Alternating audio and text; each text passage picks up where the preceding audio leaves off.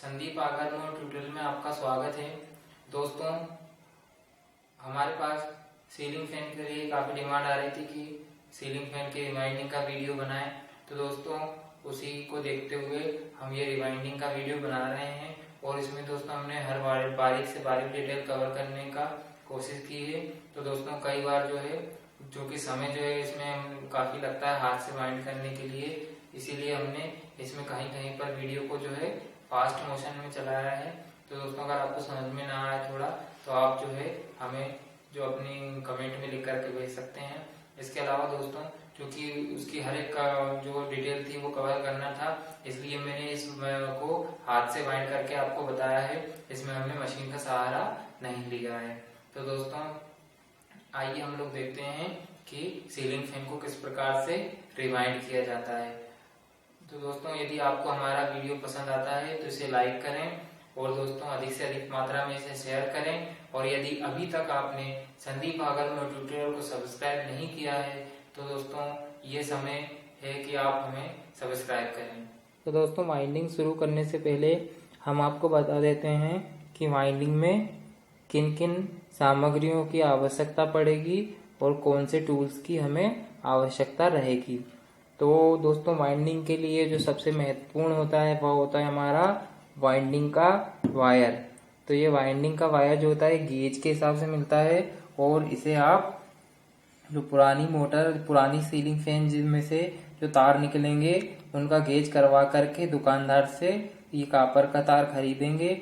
इसके लिए आपको इसका जो रिवाइंडिंग जिस सीलिंग फैन को करना है उसका गेज पता होने की आवश्यकता नहीं है। आप तो वायर निकाल करके और दुकानदार के पास ले जाएं तो वह आपको गेज जो खुद ही करके तार बता देंगे। तो दोस्तों, ये जो तार है हम 35 नंबर का 35 SWG का SWG में इनका साइज व्यक्त किया जाता है। तारों का जो वाइंडिंग के तार होते हैं उसमें SWG में व्यक्त किया जाता है। एक प्रकार का नंबर होता है जो तार का क्रॉस सेक्शनल एरिया बताता है। तो आपको 35 SWG का तार लेकर के आना है। दोस्तों, इसकी कीमत जो होती है ये आपको 750 रुपए की रील मिलती है। इसके अलावा किलो के हिसाब से यह मार्केट में उपलब्ध रहता है। तो ये एक नंबर फर्स्ट पे लगेगा आपको ये कॉपर का तार। कभी किसी सीलिंग फैन में दोस्तों स्टार्टिंग वाइंडिंग और मेन वाइंडिंग दोनों में अलग अलग SWG के तार यूज होते हैं। तो आप जिस सीलिंग फैन को रिवाइंड कर रहे हैं उसके अनुसार ही कॉपर का तार खरीदेंगे। इसके बाद दोस्तों, हमें ये स्लीव्स की आवश्यकता पड़ती है। जब हम कनेक्शन बनाते हैं तो ये स्लीव्स की आवश्यकता पड़ती है। ये पूरी 1 मीटर की आती है दोस्तों, 1 मीटर की। और ये नंबर के हिसाब से आती हैं। तो हमें 1 नंबर और 2 नंबर की स्लीव्स जो होती हैं उनकी आवश्यकता पड़ती है। तो ये स्लीव्स आप खरीद लें। ये 1 रुपए की आपको एक स्लीव पूरी 1 मीटर की मिल जाएगी, 1 या 2 रुपए में। तो ये दूसरे नंबर पे हमें स्लीव की आवश्यकता पड़ती है।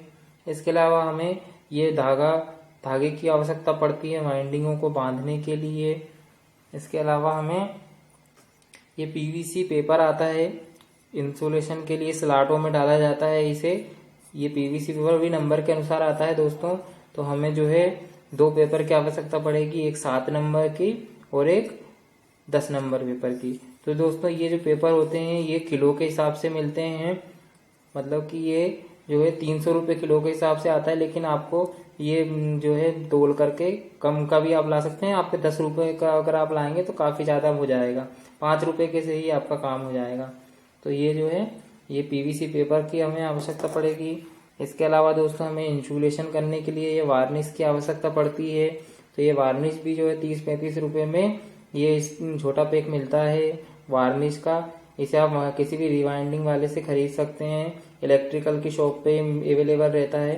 तो ये वार्निश लगेगा हमें, ये हमारे पास काफी मात्रा में अवेलेबल है, इतने में हमारा काम चल जाएगा। तो इसी से हम वार्निश कर देंगे मोटर को। इसके अलावा टूल्स में दोस्तों ज्यादा टूल्स की हमें आवश्यकता नहीं पड़ती है। एक वायर स्ट्राइपर की जरूरत पड़ती है, एक प्लायर की आवश्यकता पड़ती है और इसके अलावा हमें कैंची की आवश्यकता पड़ती है। इसके अलावा दोस्तों, अगर मान लीजिए आपको कनेक्शन के लिए सोल्डरिंग करना है तो आपको सोल्डरिंग आयरन की भी आवश्यकता पड़ेगी। लेकिन जो है आप कनेक्शन जो है बिना सोल्डरिंग के भी काम चला सकते हैं। तो आइए दोस्तों अब देखते हैं हम लोग कि रिवाइंडिंग किस प्रकार से की जाती है। तो दोस्तों ये हमने सीलिंग फैन का जो स्टेटर है, इसमें सीलिंग फैन के स्टेटर पर ही वाइंडिंग होती है। इसका रोटर जो होता है वो जिसमें ब्लेड्स लगी होती हैं वो घूमता है, ठीक है। तो इसमें आप यहाँ ध्यान रखें।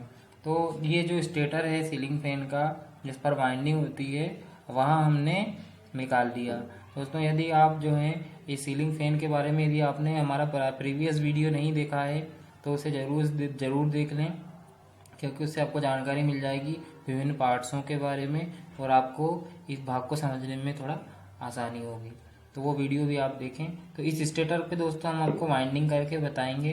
तो सबसे पहले वाइंडिंग की जो स्टेप होती है उसमें हम लोग इसमें से जो पुरानी वाइंडिंग होती है इस पुरानी वाइंडिंग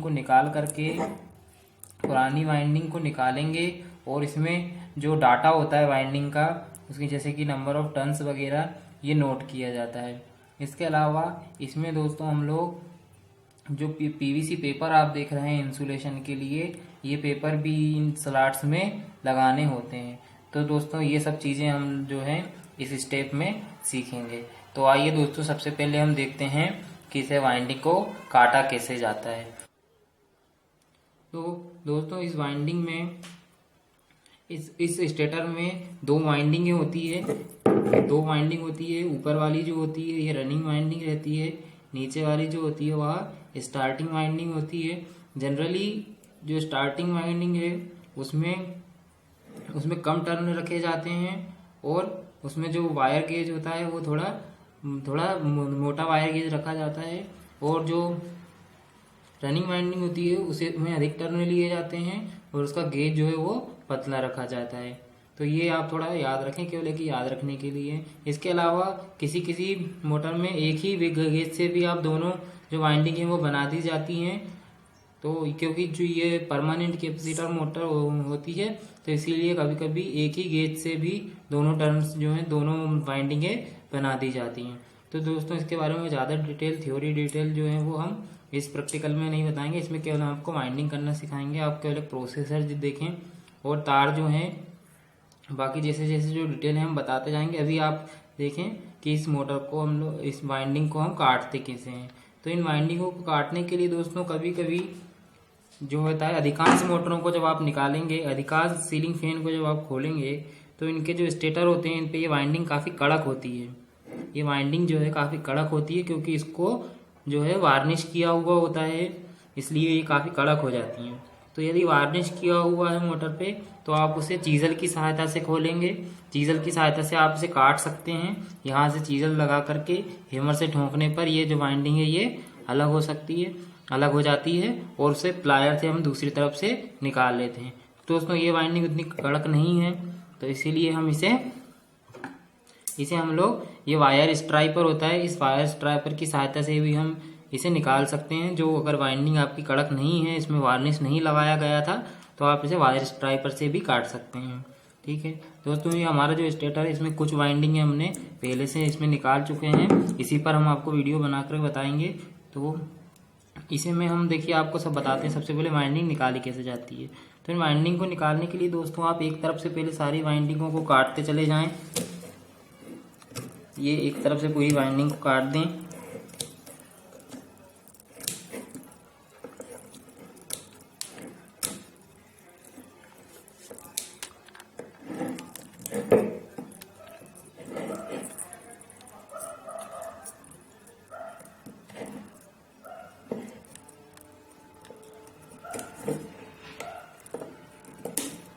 सभी टर्न्स दोस्तों आप लोग जब काट लें, सभी टर्न्स आप लोग इनको काटते जाएं। जितने भी टर्न हैं इनको काट लें।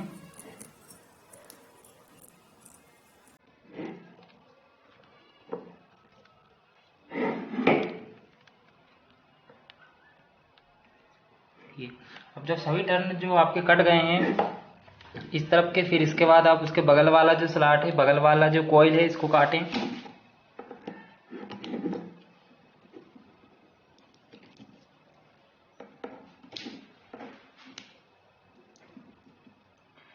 दोस्तों यदि ये वार्निश लगा होता है इस पर तो ये इतनी आसानी से नहीं कटता, इसको आपको चीज़ल की सहायता से काटना पड़ता।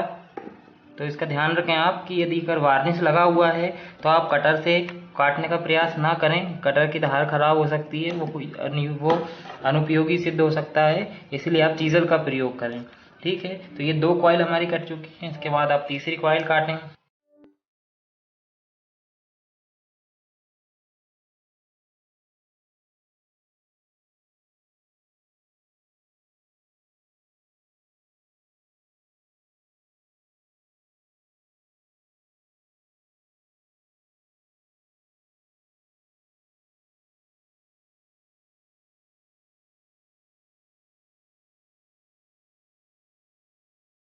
इसके बाद दोस्तों जब ये सारी वाइंडिंग है ऊपर वाली जितनी भी रनिंग वाइंडिंग थी सब कट चुकी हैं, इसके बाद आप प्लायर से केवल इन्हें प्लायर से खींचना होता है। क्योंकि ये वार्निश नहीं है तो इसको ज़्यादा आपको ताकत नहीं लगेगी, इसे आप हाथ से भी निकाल सकते हैं। ठीक है, फिर इन कॉइलों को आप अलग निकाल कर रख दें। और दोस्तों ये कॉइलों को अलग निकाल करके रख दें। और ये तार जो है फेंकना नहीं है, यही तार जो है ये कॉपर का यदि तार है आपका तो ये मार्केट में जो है वापस बिक जाता है, इसे आप वापस बेच सकते हैं। अब देखिए दोस्तों इसमें जितनी भी कॉइलें हमने निकाली है तो आप किसी एक कॉइल के जो टर्न हैं इन टर्नों को गिन सकते हैं। जितने तार जो आपके इस कॉइल में निकले हुए हैं उन तारों को आप गिन लें। तो ये जितने भी तार होंगे इतने ही हमको टर्न लेना होते हैं वाइंडिंग में। ठीक है, तो इस प्रकार से फर्स्ट डाटा नोट करेंगे आप लोग कि कॉइल में कितने टर्न हैं, स्टार्टिंग वाइंडिंग के कितने टर्न हैं, सॉरी रनिंग वाइंडिंग के कितने टर्न हैं, ये आप जो है वो नोट कर लें। और वह किसे पता चलेगा आपको, वह पता चलेंगे टर्न आपको इन कॉइलों में जो तार हैं उनको गिन करके। इन तारों को आप गिन लें, जितने तार वो निकलेंगे उतने ही आपके रनिंग वाइंडिंग के एक कॉइल का टर्न होगा। ठीक है, तो ये आप इस डाटा को हम नोट कर लेंगे। और इस तार को हमको फेंकना नहीं है, इन तारों को हमको संभाल कर रखना है। ठीक है, इन्हें आप जब मार्केट में जाएं, नया तार खरीदने जाएं तो इन्हें साथ में लेकर के जाएं, तो ये तार भी जो है वो वापस रिप्लेस हो जाता है। इसके बाद दोस्तों अब हम लोग अंदर की वाइंडिंग काटेंगे। तो सेम प्रोसीजर जो हमने जो अपनी रनिंग वाइंडिंग थी, रनिंग वाइंडिंग को काटने के लिए जो प्रोसीजर हमने फॉलो किया था वही प्रोसीजर हम लोग स्टार्टिंग वाइंडिंग को काटने के लिए फॉलो करेंगे।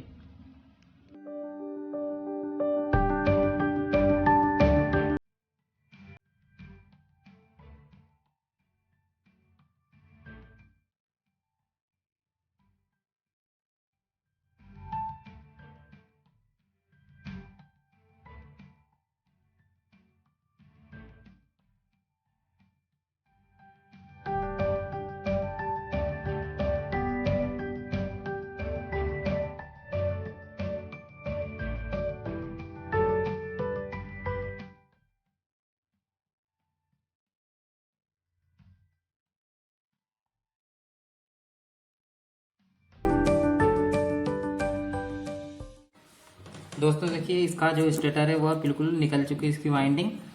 तो वाइंडिंग निकालने के बाद दोस्तों आप इसमें एक चीज़ नोट करें कि यहाँ इंसुलेशन या पीवीसी के पेपर लगे होते हैं। ठीक है, तो ये पीवीसी के पेपर लगाने के लिए भी एक विधि होती है। हमें यहाँ अगर जो पेपर जो है ये खराब हो गए हैं तो आपको इन पेपरों को लगाना पड़ेगा।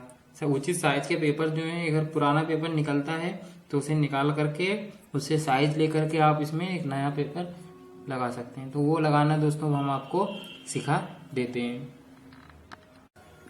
इन स्लॉट्स में दोस्तों जो पुराने पेपर लगे हैं इसको पूरी तरह से आप निकाल लें, इन्हें अच्छी तरह से आप निकाल दें।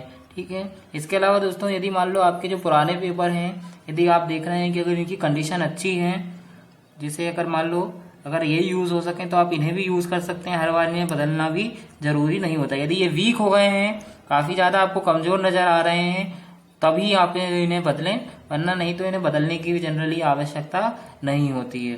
ठीक है, लेकिन फिर भी हम आपको जो है डेमो के लिए कुछ पेपर लगा करके इसमें बता देंगे। बाकी जो है मुझे इसमें पेपर काफ़ी अच्छी कंडीशन में नज़र आ रहे हैं तो मैं इसके पीवीसी पेपर नहीं बदलूंगा। लेकिन डेमो के लिए हम आपको इसमें कुछ पेपर लगा करके बता देते हैं। तो दोस्तों, जो स्लॉट होते हैं, इन स्लॉटों पर पीवीसी पेपर का इंसुलेशन लगाया जाता है।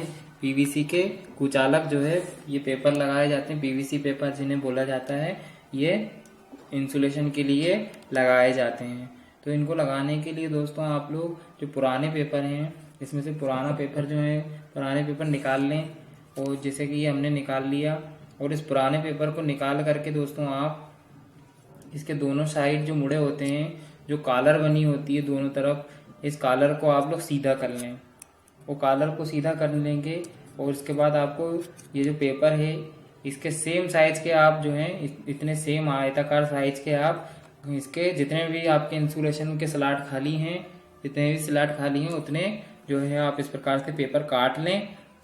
और पेपर को काटने के बाद दोस्तों आप जो है इसके कॉलर जो है बिल्कुल एक्यूरेटली बनाएं। आप कॉलर बनाने के लिए दोस्तों ना ज़्यादा बड़ी कॉलर बनाना है हमें, और ना इसको ज़्यादा छोटा रखना है। ठीक है, कॉलर जो है जैसे आप देख रहे हैं ना कि इनमें कितनी कॉलर निकल रही हैं, सेम इतना ही जो है दोनों तरफ से ये कॉलर निकली होना चाहिए, सेम दोनों तरफ से।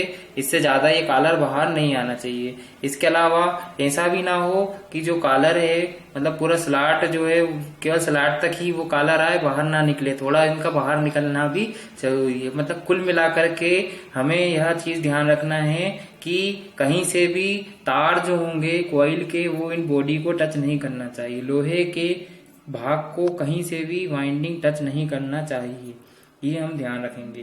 तो इसके लिए दोस्तों हम लोग आपको कॉलर बनाना भी सिखा देते हैं। ये जो पेपर है, इस पेपर को दोस्तों जो इसकी कॉलर है, जैसा कि हम इसमें क्या करते हैं, ये जो लंबा वाला भाग है उसे हम दोनों तरफ से नाखून की सहायता से इसे हम लोग मोड़ेंगे। इसे हम नाखून की सहायता से मोड़ते हैं।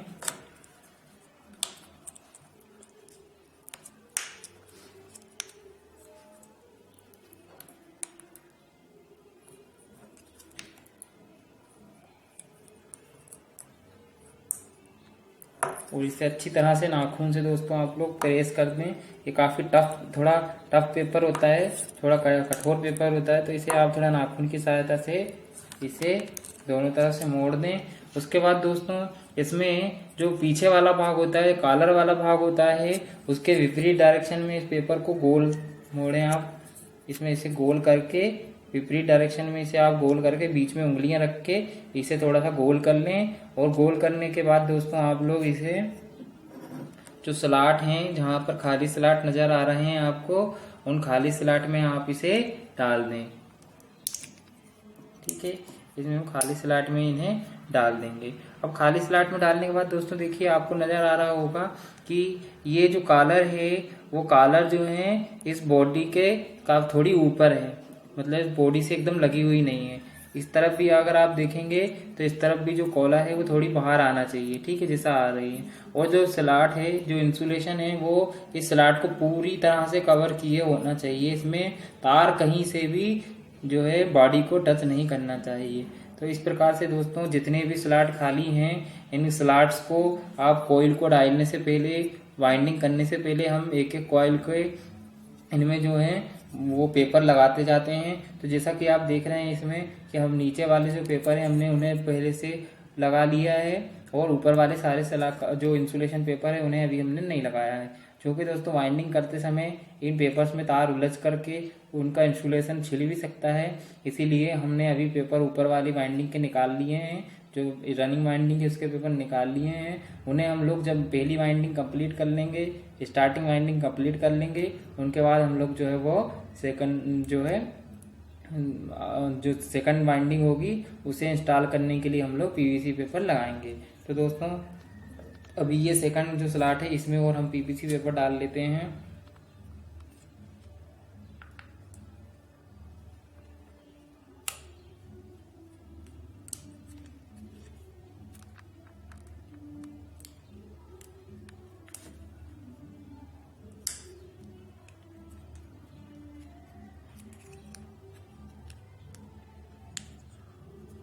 इसमें और हम लोग पेपर डाल लेते हैं।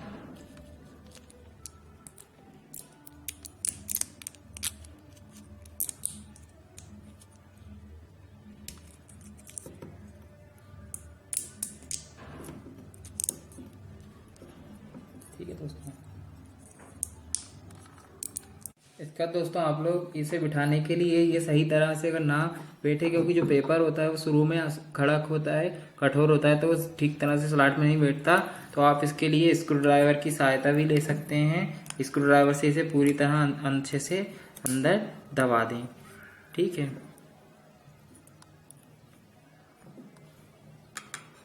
अब इसके बाद दोस्तों हम लोग इसमें टर्न डालना चालू करते हैं, इसमें टर्न्स लेना शुरू करते हैं। तो दोस्तों जो वाइंडिंग आप स्टार्ट करें, तो वाइंडिंग स्टार्ट करने से पहले आप अपने पास जाहिर सी बात है तार लेने जाएंगे। तो तार के लिए दोस्तों जब आप तार लेने जाएं तो इनका गेज जो है वो गेज दोनों वायर का, जो पुराना वायर है इसका गेज आप करवा लें, दोनों वाइंडिंग का, स्टार्टिंग और रनिंग वाइंडिंग का। और जो दोनों वाइंडिंग का गेज है उसके अनुसार ही आप तार लेकर के आएँ। तार जो है दोस्तों वहाँ वजन के हिसाब से मिलता है, इसीलिए आप दोनों वाइंडिंग के तार अलग अलग लेकर के जाएं।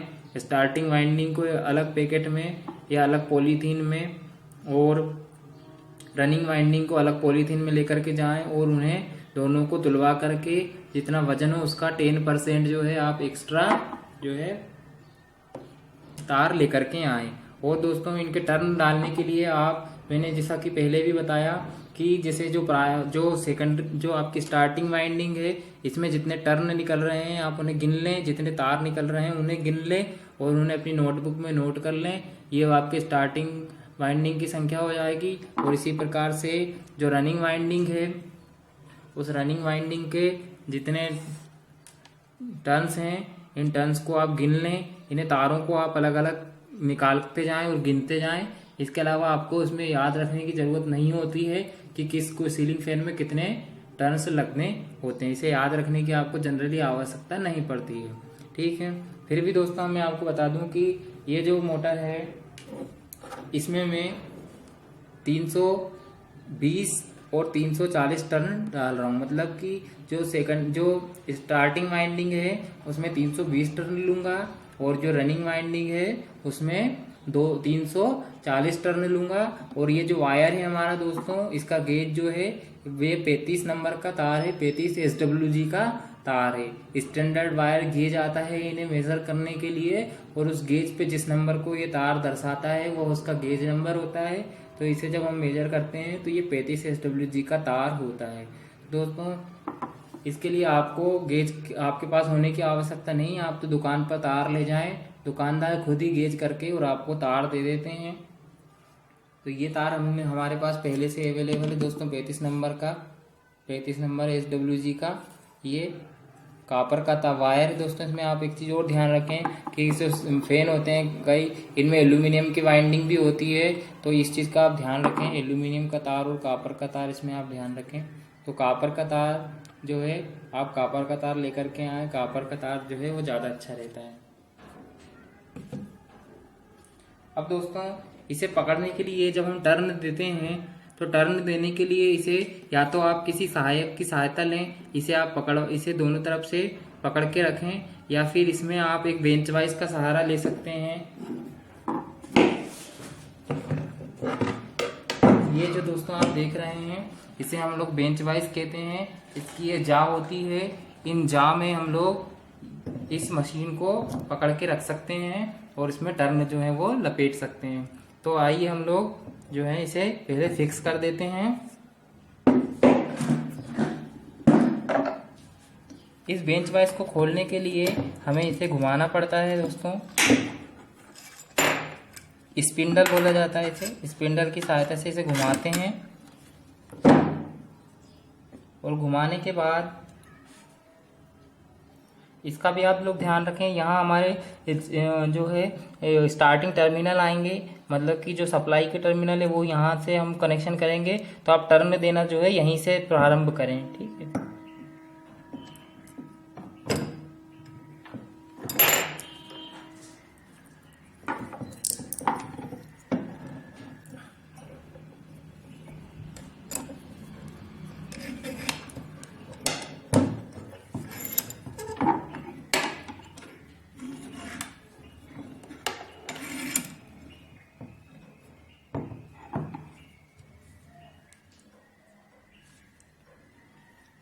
तो इसे दोस्तों हम लोगों ने फिक्स कर लिया है। अब इसके बाद हम लोग इसमें टर्न देना चालू करते हैं। और टर्न देने के लिए दोस्तों आप लोग ध्यान रखें, टर्न देने के लिए आप लोग ध्यान रखें इसमें कि हम लोग पहले यहाँ पर इसमें क्लॉकवाइज टर्न देते हैं। एक वाइंडिंग में क्लॉकवाइज टर्न देंगे एक कॉइल में, और दूसरी कॉइल जो रहेगी वह हमारी उसमें हम एंटी क्लॉकवाइज टर्न देंगे। तो इस चीज़ का भी आप लोग ध्यान रखें। और जो थोड़ा टर्मिनल होता है इसे थोड़ा बड़ा छोड़ें स्टार्टिंग में, इस टर्मिनल को थोड़ा बड़ा लें दोस्तों कनेक्शन के लिए। बाद में जो है हम लोग जितना आवश्यक होगा उतना काट लेंगे और छोड़ देंगे। तो इसे दोस्तों मैं पहले क्लॉकवाइज टर्न देना प्रारंभ करता हूँ।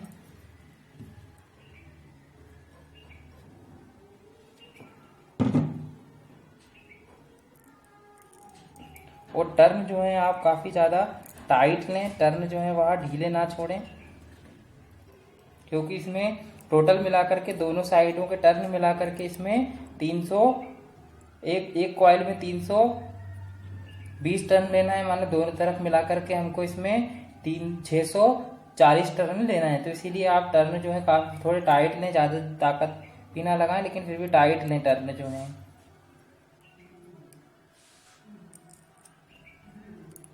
और गिनते जाएं टर्नों को।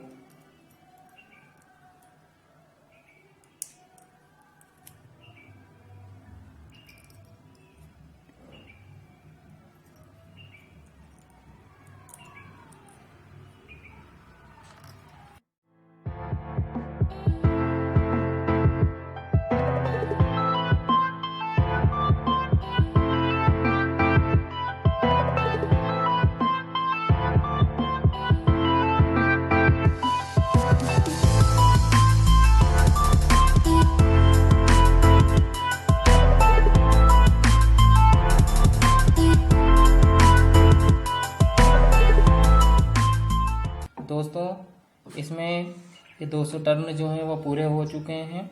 तो इस प्रोसेस में दोस्तों जैसा आप देख रहे हैं कि हाथ से बनाने में, अपने हाथ से इसे टर्नों को लपेटने में काफ़ी ज़्यादा टाइम लगता है। लेकिन क्योंकि जो मशीन से वाइंडिंग्स बनाई जाती हैं उनमें समझ में सही तरह से नहीं आता कि वाइंडिंग के प्रोसेसर क्या है, तो इसीलिए यह वीडियो जो है हम आपको बाय हैंड बना करके बता रहे हैं कि जो वाइंडिंग किस प्रकार से बनाई जाती है। इस वीडियो में आपको क्लियरली समझ में जाएगा कि विधि क्या होती है और किस तरह से टर्न दिए जाते हैं। अभी तक जो हम टर्न दे रहे हैं वो सारे क्लॉकवाइज दे रहे हैं, ठीक है। अब जब ये वाला टर्न कंप्लीट हो जाएगा तो बगल वाला जो टर्न रहेगा वो हम एंटी क्लॉकवाइज देंगे, ठीक है। तो अभी हम इसमें 200 टर्न डाल चुके हैं। अब यहाँ हमको 120 टर्न देना और बाकी रह गया है। तो आइए 120 टर्न और हम इसमें कंप्लीट कर लेते हैं।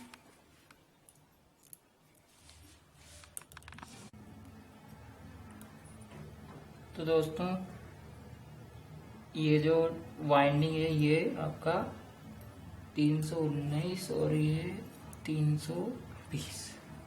तो दोस्तों ये इसमें एक वाइंडिंग जो है हमारी वो कंप्लीट हो चुकी है। इसमें 320 टर्न हम दे चुके हैं। तो अभी जैसा कि आपने देखा कि हम अभी क्लॉकवाइज जो है टर्न दे रहे थे, अब हम जो टर्न देंगे वह एंटी क्लॉकवाइज देंगे, ठीक है। तो एंटी क्लॉकवाइज का मतलब अभी हम जो ऐसा घुमा रहे थे इसे, अब हम इस तरह से इसे घुमाएंगे, ठीक है। तो आइए शुरू करते हैं दूसरी वाइंडिंग भी बनाना।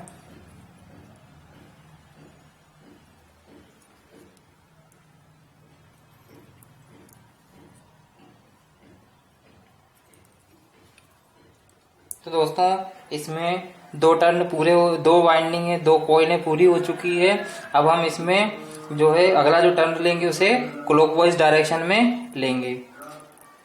दोस्तों जब ये कॉइल की एक साइड दोनों तरफ से पूरी हो जाती है, जैसे ये वाला स्लॉट इसमें दोनों तरफ से जो है कॉइल जा चुकी है, तो अब इसमें पीवीसी का एक पेपर लगा देते हैं ऊपर से, ताकि ये जो ऊपर वाला कोर है स्टेटर का जो बॉडी पार्ट है इसको टच ना कर सके, ठीक है। तो ये हमारा तीसरा जो कॉइल था वो भी पूरा हो चुका है। अब हम इसमें केवल पीवीसी पेपर जो है उसे लगा दें। ये दोनों तरफ से वाइंडिंगों को आप अच्छे से दबा करके और इस पेपर को लगाएं।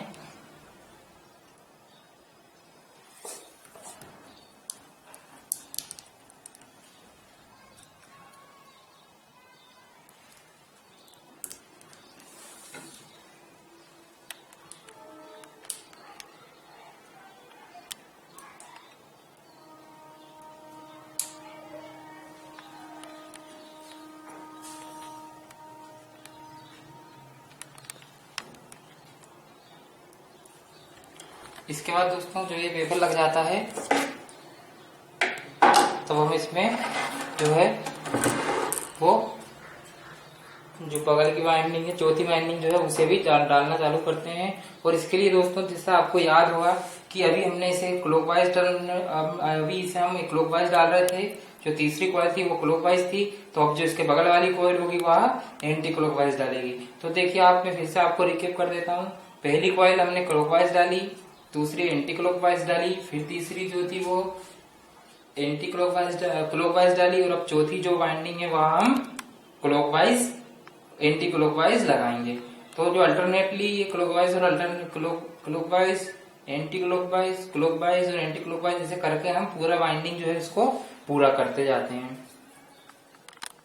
तो दोस्तों आपने अभी तक देखा कि हमने पहले यहाँ से वाइंडिंग स्टार्ट की, इसे हमने क्लॉकवाइज डायरेक्शन में घुमाया था, फिर इसके बाद इसमें जो लपेटें दी वो एंटी क्लॉकवाइज में दी, फिर अगले में जो है क्लॉकवाइज में दी। इस प्रकार से घुमाते घुमाते दोस्तों हम लोग जो है अभी तक जो है ये अंतिम स्लॉट पर पहुंच चुके हैं। अब आप देख रहे होंगे कि ये वाली वाइंडिंग का ये वाला कॉइल डालने के बाद हमारे तरफ ये दोनों की एक एक साइड जो है ये खाली बच जाती हैं। तो अगला टर्न जो हम देंगे वो अगला टर्न हम लोग चालू करते हैं, उसे हमें एंटी क्लॉकवाइज देंगे और इन दोनों की साइडों को भी हम एक एक कॉइल जो है इनके बीच में भी डालते हैं। तो आइए हम लोग शुरू करते हैं दोस्तों। इसकी अंतिम कॉइल जो है उस अंतिम कॉइल को हम इंसर्ट करना चालू करते हैं, तो उसे हम एंटी क्लॉकवाइज टर्न देंगे। और दोस्तों जैसा कि आप देख रहे हैं कि प्रत्येक कॉइल में हमने वाइंडिंग करने के बाद यहाँ ऊपर भी एक जो पेपर लगा दिया है। इस प्रकार ये तार जो है कहीं से भी इस बॉडी को टच नहीं कर पा रहे हैं। ठीक है, ये जो पेपर होता है, इस पेपर की मैं बात कर रहा हूँ। यहाँ पर ये एक पेपर जो होता है, ये पेपर काट करके स्लॉट के बीच में ये लगा दिया जाता है, ताकि ऊपर भी कॉपर का कोई सेक्शन जो है, कॉपर का कोई तार ऊपर भी इस बॉडी को टच ना कर पाए। ठीक है, इसके बाद हम टर्न देना चालू करते हैं। जब ये टर्न पूरा यहाँ आ जाता है तब हम एक टर्न गिनते हैं। ठीक है,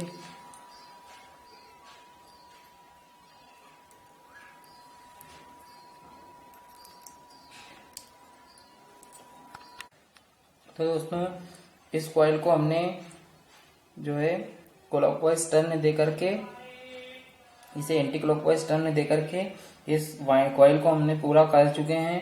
अब जब ये कॉइल पूरी हो जाती है दोस्तों, तो इसी के साथ हमारी जो स्टार्टिंग वाइंडिंग जो है वह पूरी हो जाती है दोस्तों। उसकी कंस्ट्रक्शन जो है पूरी हो चुकी है। इसके बाद आप एक पेपर काट करके और इन स्लॉटों पे डाल दें। स्लॉटों पर डाल दिया तो दोस्तों ये हो गया हमारा जो है स्टार्टिंग वाइंडिंग का एंड टर्मिनल, आखिरी सिरा। और जैसा कि ये जो देख रहे थे आप, हमने ये शुरुआत में एक टर्मिनल छोड़ दिया था, ये था स्टार्टिंग वाइंडिंग का प्रारंभिक सिरा। तो दोस्तों इस तार को अब हमको काटना पड़ेगा। इसे आप काट दें, इसे आप काट सकते हैं। इसे काटने के बाद इसे काट दें, और काटने के बाद दोस्तों आप इन्हें दोनों को आपस में लपेट करके इन दोनों को आपस में लपेट दें। ठीक है, इन दोनों को आप आपस में लपेट करके छोड़ सकते हैं, इन्हें बाद में हम लोग को इसकी ज़रूरत पड़ेगी। ठीक है, इन दोनों को आपस में आप इन्हें मोड़ दें, लपेट दें आपस में, जैसा भी हो सके, बाद में इनकी हमें ज़रूरत पड़ेगी। ठीक है, इन्हें लपेट करके अच्छी तरह से और इस रोटर के ऊपर यहाँ पर ऐसे इस प्रकार से लपेट दें कि वाइंडिंग करते समय आपको ज़्यादा दिक्कत ना आए। ठीक है, तो अब दोस्तों यहाँ पर मैं बताना चाहूँगा आपको कि सबसे पहले तो हम जो स्लॉट्स हैं, इन स्लॉट में जो हमने पेपर बना रखे हैं इंसुलेशन के लिए, जो इंसुलेशन के लिए पेपर हमारे पास हैं, इनको वापस से हम स्लॉट्स में इंसर्ट करेंगे। लेकिन उसके लिए दोस्तों आप ध्यान रखें कि जैसे हमने प्रारंभिक वाइंडिंग यहाँ से शुरू करी थी, तो अब जो हमें दूसरी वाइंडिंग जो बनानी होगी, उस वाइंडिंग को हम जो है अब यहाँ से अगले टर्न से बनाना शुरू करेंगे। जो ये जैसे इसमें यहाँ से हमने प्रारंभिक वाइंडिंग शुरू करी थी इस स्लॉट से, तो हम जो मेन वाइंडिंग शुरू करेंगे वो अगले यहाँ इस स्लॉट से शुरू करेंगे, मतलब एक स्लॉट छोड़ करके। देखिए मैं अच्छे से समझाता हूँ आपको, कैसे निकालूँ। जैसे हमने जो वाइंडिंग स्टार्ट करी थी वो इस टर्न के बीच में यहाँ से स्टार्ट की थी, इस टर्न से, यहाँ से इन टर्न से भी शुरू की थी। तो यहाँ से ये वाला टर्न जो मेन पहली वाइंडिंग थी, मतलब इस वाइंडिंग का पहला सिरा था, ये वाला स्लॉट में गया था। तो अब हम जो वाइंडिंग स्टार्ट करेंगे वो यहाँ से स्टार्ट करेंगे। ठीक है, इनमें 90 डिग्री का जो है वो डिप्लेसमेंट रखा जाता है, इसलिए इस स्लॉट को छोड़ दिया जाता है, मतलब यहाँ से। अब हम जो है वाइंडिंग यहाँ से स्टार्ट करेंगे। ठीक है, तो यहाँ से स्टार्ट करते हुए वापस हम जो है एक सिरा वाइंडिंग का जो है वो अगली को आखिरी कॉइल जो हमारी यहाँ आएगी। ठीक है, अभी हम यहाँ वाइंडिंग करेंगे। तो इसके लिए हम दोस्तों इन दोनों स्लॉट में एक एक इंसुलेशन लगा लेते हैं, पेपर।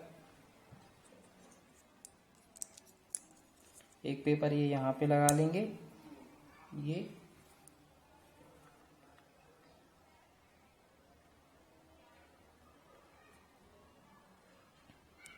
और दूसरा पेपर, जो दूसरा पेपर है उसे हम इसके यहाँ बगल में लगा लेंगे।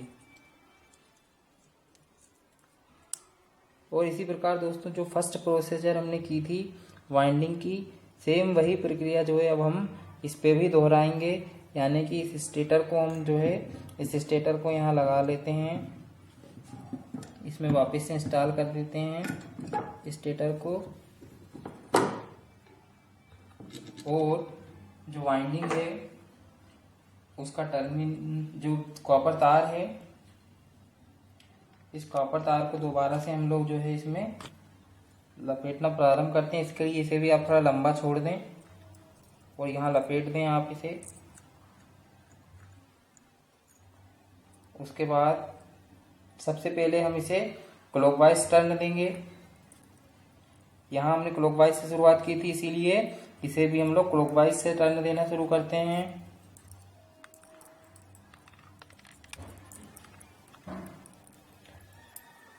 इन्हें टर्नों को थोड़ा खींच कर ही डालना चाहिए, थोड़ा टाइट डालना चाहिए। शुरू में एक दो टर्न थोड़ा हो सकता है कि थोड़ा एक दो टर्न उतने टाइट ना आए, लेकिन फिर भी आपको जो ज्यादातर टर्न है उसके बाद के सारे जो है वो आपको टाइट टर्न डालना है। उनमें थोड़ा भी ज्यादा ढील नहीं रहना चाहिए। तो दोस्तों इसमें ये टर्न जो है आप डालते जाएं। तो सबसे पहले इस वाइंडिंग को हम क्लॉकवाइज टर्न ले रहे हैं। जब ये वाइंडिंग जो है पूरी हो जाएगी तो उसके बाद हम इसके बगल वाले स्लॉट में एंटी क्लॉकवाइज टर्न डालेंगे। और यहाँ पर दोस्तों हम टर्न की संख्या कुछ ज्यादा रखते हैं। जैसे हमने इसमें 320 ली थी, तो यहाँ हम जो टर्न की संख्या लेंगे वो 340 लेंगे। ठीक है, तो इसे आप थोड़ा टाइट करके टर्न को जो है डालते जाएं।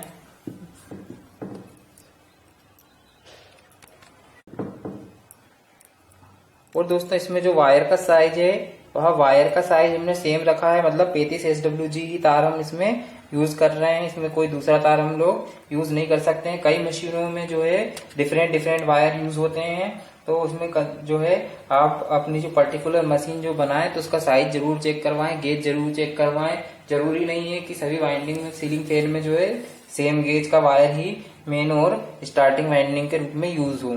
किसी किसी मशीन में अलग अलग गेज के वायर भी जो है प्रयोग किए जाते हैं। तो आप जो है अलग अलग वाइंडिंग के तारों को जब काटेंगे तो उनका अलग अलग गेज करवाएं और तार खरीद करके लाएं।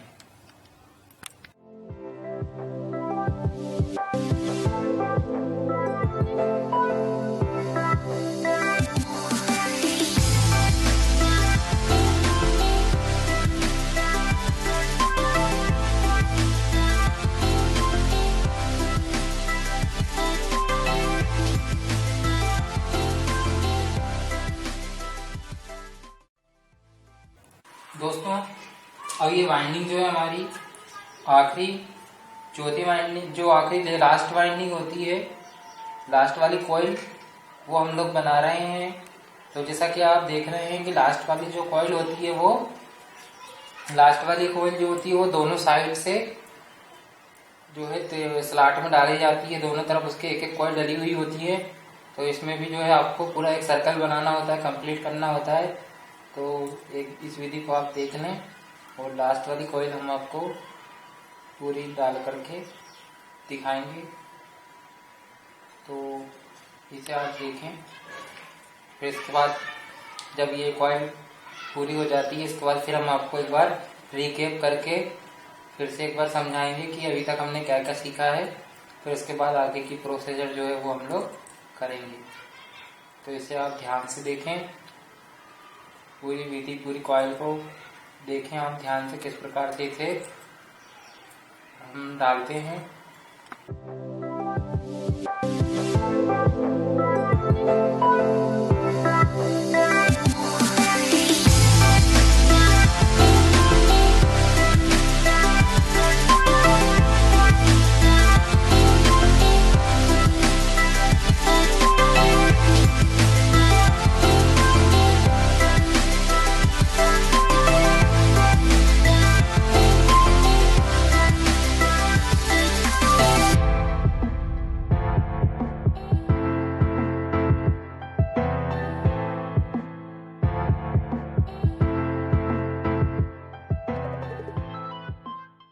तो दोस्तों ये अंतिम कॉइल भी जो है ये हमने इसे डाल चुके हैं।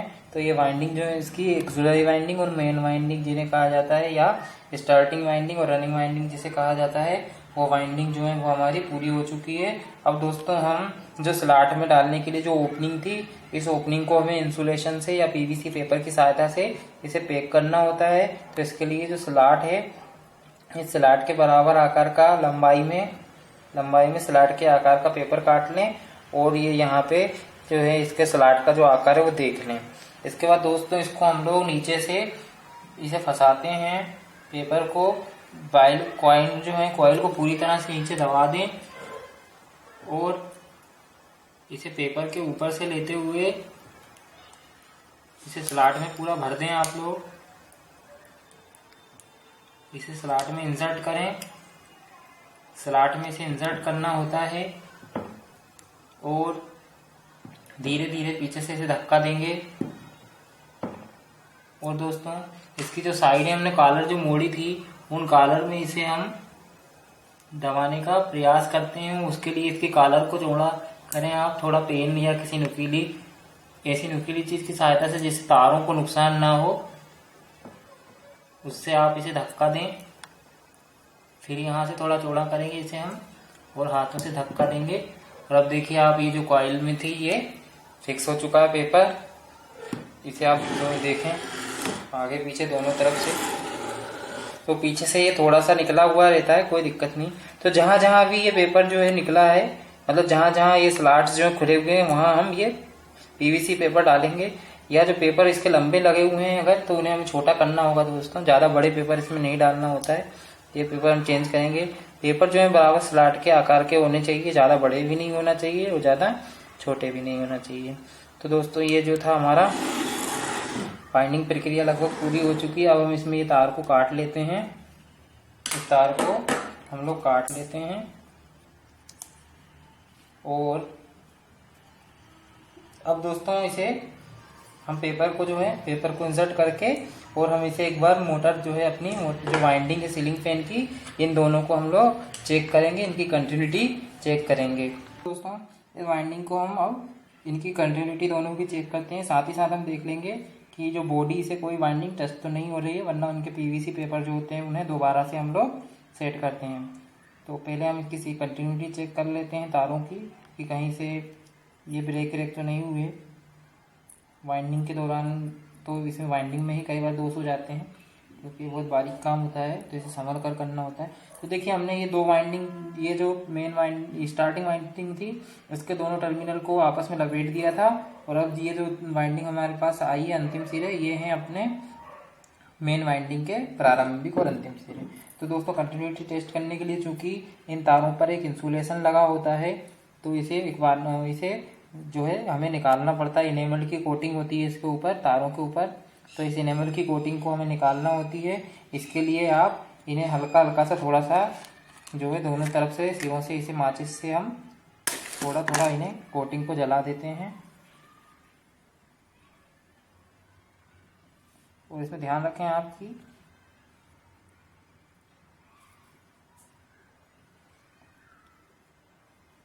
जो कोटिंग है, कोटिंग के अलावा बाकी वाइंडिंग को कोई हार्म नहीं होना चाहिए, इस चीज़ का आप लोग ध्यान रखें।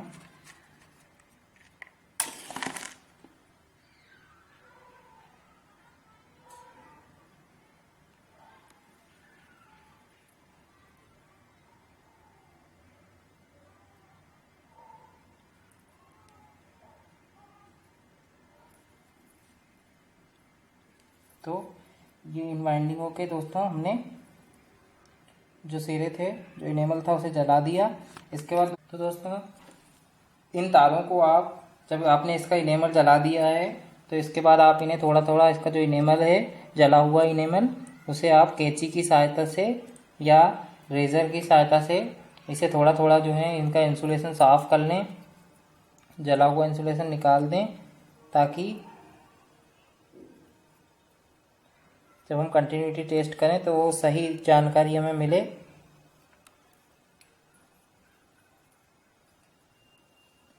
सभी का दोस्तों आप इंसुलेशन जो है वो अच्छी तरह से अच्छी रगड़ रगड़ के इस इंसुलेशन को जो है आप साफ कर लें।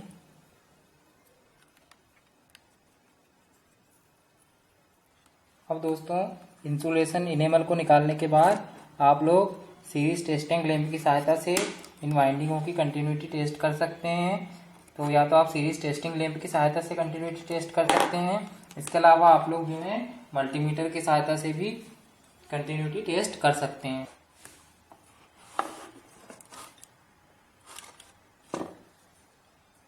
लैंप को चालू कर लें, सीरीज टेस्टिंग लैंप को सप्लाई ऑन करें। लैंप हमारा चालू है, इन्हें दोनों लीड्स को आप टच करके देखें। इसके बाद दोनों वाइंडिंग के जो सिरे हैं, अंतिम और प्रारंभिक सिरे, इन सिरों पर आप जो है सीरीज टेस्टिंग लैंप को बारी बारी से लगा करके इसमें कंटिन्यूटी टेस्ट करेंगे कि लैंप जो है कंटिन्यूटी बता रहा है कि नहीं। और आप लैंप की रोशनी पर ध्यान दें कि देखें लैंप जो है डिम जल रहा है या फुल रोशनी से जल रहा है। डिम जल रहा था इसका मतलब है वाइंडिंग हमारी सही है, कहीं से भी शॉर्ट नहीं है। ठीक है, इसके अलावा आप एक काम और कर सकते हैं कि इन जो वाइंडिंग है, इन वाइंडिंग्स को अर्थ दोष है कि नहीं, इसके लिए आप इन्हें बॉडी से लगा करके देखें। बॉडी से लगाने पर भी ये जो तार हैं ये कहीं से भी स्पार्क नहीं देना चाहिए या फिर लैंप नहीं जलना चाहिए। तो पहली वाइंडिंग थी दोस्तों, उसे हमने चेक किया। इसी प्रकार से हम दूसरी वाइंडिंग को चेक करते हैं। इन दोनों सिरों पर देखते हैं लैंप जो है वो कितनी रोशनी से जल रहा है। तो देखें आप, लैंप जो डिम जल रहा है। ठीक है, इसके बाद हम वाइंडिंग चेक करते हैं अर्थ दोष के लिए। बॉडी से टच करते हैं एक तार को और दूसरे तार को वाइंडिंग के टर्मिनल से चेक करते हैं। यही प्रक्रिया हम दूसरे सिरे से भी दोहराते हैं। तो ये वाइंडिंग जो है दोस्तों हमारी सही कार्य कर रही है, वाइंडिंग में कोई दोष नहीं है। अब दोस्तों हम इस पे आगे की प्रक्रिया जो है वह कर सकते हैं। तो दोस्तों आप देख रहे होंगे कि ये जो वाइंडिंग है, इस वाइंडिंग में हमने अभी कोई धागा वगैरह नहीं बांधा है। इसमें जो वाइंडिंग है वो सही, थोड़े बहुत जो है, वैसे तो काफी ज्यादा यूनिफॉर्मली लपटी हुई है, लेकिन फिर भी थोड़े टर्न जो है वो आपको आड़े टेढ़े दिख रहे होंगे। तो दोस्तों इन्हें हम अब एक धागे की सहायता से बांधेंगे। धागे की सहायता से इन्हें हम सही स्थिति में बांधेंगे और उसके बाद जो है इनको हम लोग दोस्तों, वो जो धागा होता है उस धागे को बांधने से पहले भी हम लोग एक कार्य और कर लेते हैं कि जो ये टर्मिनल्स होते हैं, इन टर्मिनल्स में हमें स्लीव लगानी होती है, ताकि ये जब इनके कनेक्शन किए जाएं, जो सप्लाई के तार हैं या कैपेसिटर से कनेक्शन करने के दौरान ये तार कहीं से भी बॉडी से टच नहीं होना चाहिए। इसके लिए हम इन्हें जो कनेक्शन प्लेट आप देख रहे होंगे यहाँ पर, तो यहाँ पहुँचने से पहले, यहाँ तारों को पहुँचाने से पहले इनमें स्लीव लाएंगे और स्लीव की सहायता से इन्हें जो है स्लीव की सहायता से इन्हें इस कनेक्शन प्लेट तक पहुँचाएंगे। तो दोस्तों इनमें आप स्लीव नाप लें कि स्लीव कितनी लगेगी। तो ये हमारे जो है दोनों वाइंडिंग के, ये एक वाइंडिंग के प्रारंभिक और अंतिम सिरे हैं और ये एक वाइंडिंग के प्रारंभिक और अंतिम सिरे हैं। तो इसमें दोस्तों हम लोग जो कनेक्शन प्लेट यहाँ लगी हुई थी, इस कनेक्शन प्लेट तक के लिए लेकर के आएंगे स्लीव को। स्लीव को हम लोग यहाँ कनेक्शन प्लेट तक इसे लेकर के आएंगे, यहाँ से निकाल करके इधर लाएंगे। तो इसे हम लोग मेजर कर लेते हैं कितना बड़ा आएगा। तो ये इतना बड़ा जो है आपको स्लीव काट लेना चाहिए दोस्तों। ये 1 नंबर की स्लीव है, 1 नंबर की स्लीव होती है। जनरली आपको कोई भी इलेक्ट्रिकल वायरिंग वाला, इलेक्ट्रिकल सीलिंग फैन वाइंडिंग वाला आपको ये 2 रुपये 3 रुपये में आपको पूरी एक स्लीव दे देगा। ये स्लीव काफ़ी 1 मीटर लंबी स्लीव आती है, पूरी 1 मीटर लंबी स्लीव आती है, आपको मिल जाएगी, जैसा कि हमने पहले भी बताया आप लोगों को। तो इसे नाप करके हमने काट लिया और काटने के बाद दोस्तों आप लोग इसे स्लीव को जो है इस तार में डाल दें, इस तार को इस स्लीव में लगा लें।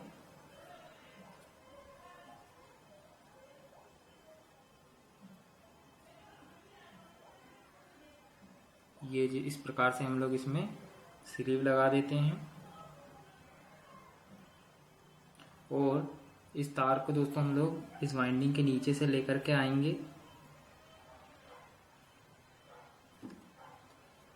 नीचे से निकालें आप वाइंडिंग के इन्हें। ये दोस्तों जिस प्रकार से हमने लाया इस प्रकार से आप इसे निकाल करके ले आएं, स्लीव को निकाल लें नीचे से ये। और इसके बाद दोस्तों आखिरी में हम इसके यहाँ पर कनेक्शन जो है वह कर देंगे। इसके बाद दोस्तों एक और वायर है जो हमारा यहाँ तक आएगा, इस वाइंडिंग का ये वाला जो है ये आपका आखिरी सिरा है, ये वाला एक प्रारंभिक सिरा है। इस सिरे को हम लोग जो है इसे भी हम यहाँ सोल्डरिंग करते हैं। तो एक स्लीव जो है इसके साइज से आप काट लें, इसके नाप के अनुसार आप काट लें। यहाँ जो कनेक्शन प्लेट आपको नज़र आ रही है, इस कनेक्शन प्लेट के पहले वाले टर्मिनल पे आपको एक ये वाले सिरे पे यहाँ टर्मिनल पे आपको लगाना होगा। बता देंगे आप केवल अभी जो कनेक्शन प्लेट है, कनेक्शन प्लेट के हिसाब से जो ये इसको नाप लें केवल, बाकी हम आपको बाद में बता देंगे कि इतना इतना बड़ा हमने क्यों काटा है। तो इसे भी आप लोग काट दें और काट करके ये जो तार है आपका, इस तार पे आप इसे भी स्लीव को चढ़ा दें।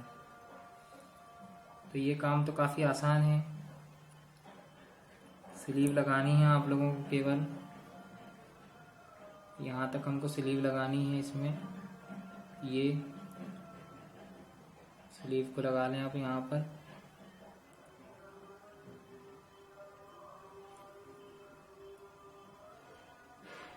इसके बाद दोस्तों जो अगले तारों के लिए ये दो तार बचे हुए हैं, इन तारों के लिए स्लीव लगाएंगे। तो ये वाले के लिए तो आपको ज़्यादा बड़ी स्लीव लगाने की ज़रूरत नहीं है, इसे तो हम यहीं पर कनेक्शन करेंगे। तो इसके लिए आप ज़्यादा बड़ी नहीं, इतनी बड़ी स्लीव काट लें केवल, और इस स्लीव को इस तार में लगा दें।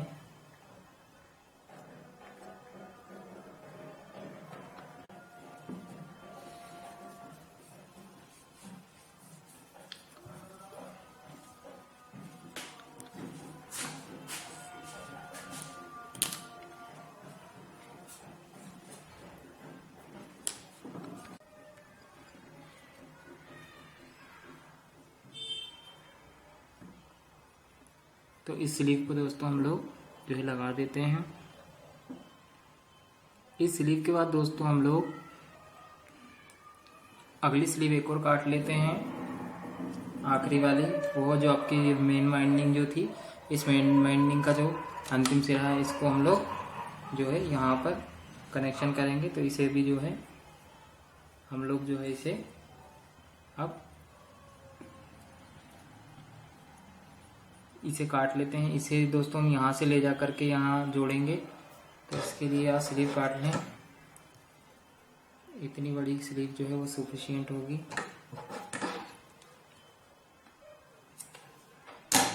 स्लीव इसमें लगाएं। तो अभी तक दोस्तों आपको समझ में आ गया होगा कि हमें सभी टर्मिनल पे स्लीव लगानी है केवल।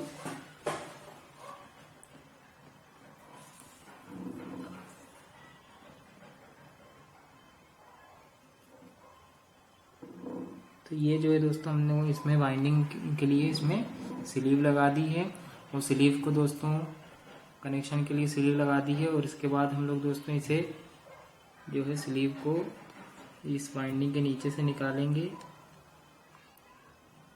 इस वाइंडिंग के नीचे से निकाल लेते हैं।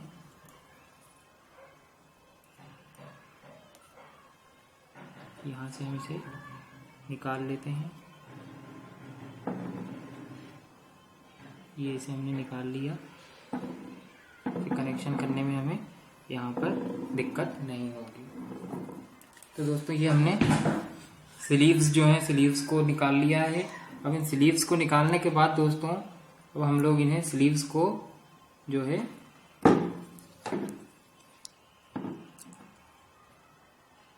इन स्लीव्स को हम लोग अब कनेक्शन कर सकते हैं दोस्तों। इन स्लीव्स को दोस्तों अब हम लोग जो है इन धागे की सहायता से अब हम इन्हें धागे की सहायता से इन्हें बांधेंगे। तो आइए देखते हैं, आपको बताते हैं कि धागे से इसे किस प्रकार से वाइंडिंग को जो है वो लपेटा जाता है। तो सबसे पहले दोस्तों हम लोग जो वाइंडिंग के आखिरी टर्मिनलों को शॉर्ट करना है उन्हें आपस में मिला देते हैं। तो ये जो है एक वाइंडिंग के प्रारंभिक सिरे थे और दूसरा वाले ये जो था ये एक वाइंडिंग का प्रारंभिक सिरा था। तो इन दोनों को हम लोग जो है आपस में मिला करके इसे दोस्तों हम लोग शॉर्ट कर देते हैं और शॉर्ट करके इन दोनों को शॉर्ट करके हम लोग यहाँ पर इसे कनेक्शन कर देंगे। इसे येलो कलर का एक तार होगा बीच में, इसे साइड में जो एक तार निकलेगा यहाँ पर उसमें हम लोग यहाँ पर इसे कनेक्ट कर देंगे। तो इन दोनों को हम लोग जो है आपस में लपेट लेते हैं। कनेक्शन दोस्तों मैं आपको पहले भी बता चुका हूँ, तो कनेक्शन के बारे में मैं ज़्यादा डिटेल में इसमें नहीं बताऊँगा। कनेक्शन सेम रहता है। कनेक्शन जो है ये दो चार तार आपको हमने जैसा बताया हमारे वीडियो में, जो 4 तार निकलते हैं तो आप एक एक से इनसे सोल्डरिंग करके 4 तार भी निकाल सकते हैं या यहीं पे वाइंडिंग के दोनों आखिरी सिरे टर्म शॉर्ट करके उन्हें एक न्यूट्रल बना सकते हैं। तो इसके बारे में हमने और भी वीडियो बनाया है, तो कनेक्शन जो है वो आप उसमें भी देख सकते हैं। तो आइए दोस्तों हम लोग जो है धागा जो कैसे बांधा जाता है, इनमें धागा किस प्रकार से बांधना है वो हम आपको यहाँ पर इस वीडियो में बता देते हैं। तो अब दोस्तों हम आप लोगों को इस वाइंडिंग के ऊपर धागा लपेटना, धागे से इस वाइंडिंग को बांधना सिखाते हैं। तो इसके लिए दोस्तों एक तार की सहायता से आप एक तार को इस धागे पर लपेट लें। ये जो है आपका सुई की तरह काम करेगा, लेकिन आप सुई की सहायता ना लें, आप तार ही का यूज़ करें धागे को पोने के लिए, धागे को इस वाइंडिंग में लपेटने के लिए, क्योंकि सुई जो होती है वह नुकीली होती है, उसकी सहायता से कोई तार या तो छिल सकता है या टूट सकता है। तो दोस्तों इसके लिए आप सबसे पहले जो धागा है उस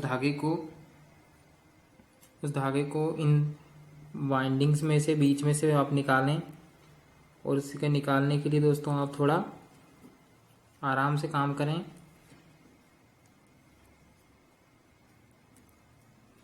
ये धागे को हम बारी बारी से इसमें से निकालेंगे, इनमें से निकालेंगे और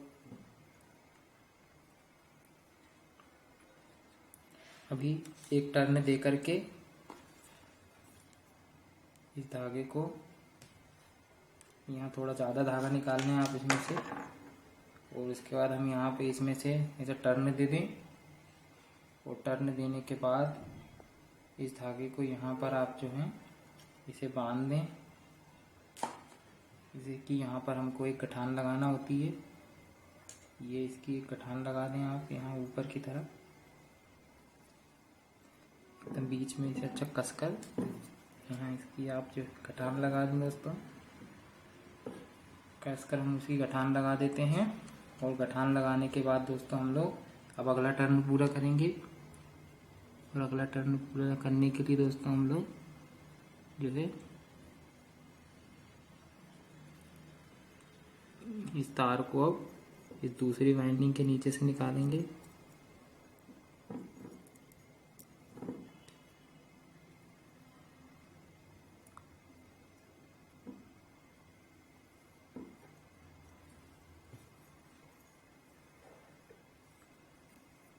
वो आपको तार डालने का तरीका, जो धागा पोते हैं हम लोग इसमें, वो धागा जो है पोने का तरीका देखना है आप लोगों को। इसमें धागा जो है वह किस प्रकार से बाइंडिंग की जा रही है, धागे को किस प्रकार से डाला जा रहा है, बांधा जा रहा है, बस आप ये जो है इसे सीखें। ये जो तार है दोस्तों, इसे हम इस धारदार पेन की सहायता से, इसकी नीब की सहायता से इसे हम लोग ऊपर निकाल लेते हैं। कहीं कहीं पर ये कभी कभी दिक्कत देती हैं तार वगैरह, तो इन्हें जो है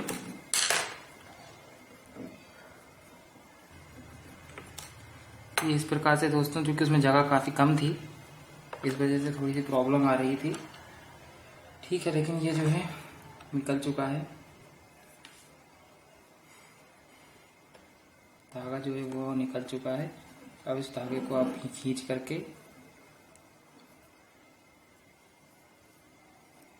इसे खींच करके दोस्तों हमने जैसा ले आए हैं, वो खींचने के बाद दोस्तों आप इसमें से ये जो तार है, इस तार को फिर से निकालेंगे ताकि इसकी गठान बंध जाए। और इसके बाद दोस्तों ये जो गठान आ रही है, इस गठान को हम इन तारों के ऊपर से बांधेंगे। ये जो जितने भी तार आपको नज़र आ रहे हैं, जितने भी धागे आपको नज़र आ रहे हैं, तो इस धागे को दोस्तों हम लोग जो है, इस धागे की जो गठान है, ये जो गठान है, हम इसको जो है इन्हें हम सेट करके तारों को बराबर से और एकदम गोले के आकार में जो है इसे लगा करके हम इसे टाइट कर देते हैं। इसे हाथ से आप अच्छी जोर से नीचे खींचें। और जो पिछला धागा था दोस्तों, इस पर आप हाथ रख लें ताकि ये जो है धागा जो है ये ढीला ना होने पाए। और इसे अच्छी ताकत से आप लोग जो है टाइट कर दे, जैसा कि आप देख रहे हैं। ये वाइंडिंग को हमने जो है काफ़ी टाइट कर दिया दोस्तों। आपने देखा होगा कि अभी ये वाइंडिंग जो है काफ़ी ज़्यादा हमने इसे टाइट कर चुके हैं। तो दोस्तों इस प्रकार से इस वाइंडिंग को टाइट करना पड़ता है।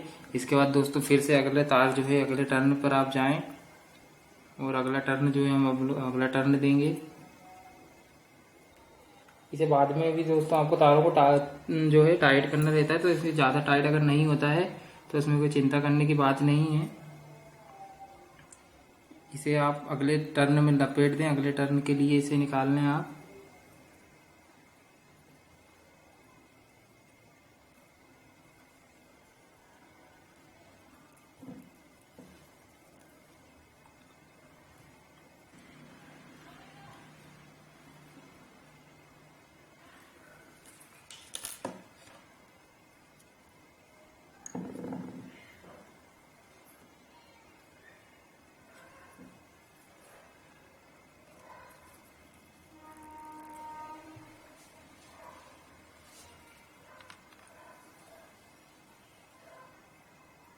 तो दोस्तों इस प्रकार से इसके बीच में से आप फिर से इसमें तार निकालें ताकि ये जो है इस तार को जकड़ के रख सके। इसमें से हम इन तारों को दोस्तों यहाँ सोल्डरिंग करना होता है, तो इस तारों को तो आप वापस निकाल लें, इनकी कोई ज़रूरत नहीं है। इसके अलावा इसमें ये जो पीवीसी पाइप है, इसका कनेक्शन लास्ट में होगा, तो इसे निकाल लें। और इसके बाद ये सारी गठाने जो हैं इन्हें आप थोड़ा टाइट भी करते जाएं। थोड़ा इन्हें टाइट करते जाएं आप लोग, ज़्यादा नहीं, थोड़ा इन्हें हम टाइट करते चलेंगे। फिर इसके बाद अगली जो गठान है इसे भी टाइट कर दें। इस प्रकार से आप दोस्तों इन्हें ऊपर नीचे खींचेंगे तो ये जो है वो गठाने टाइट होती चली जाती हैं।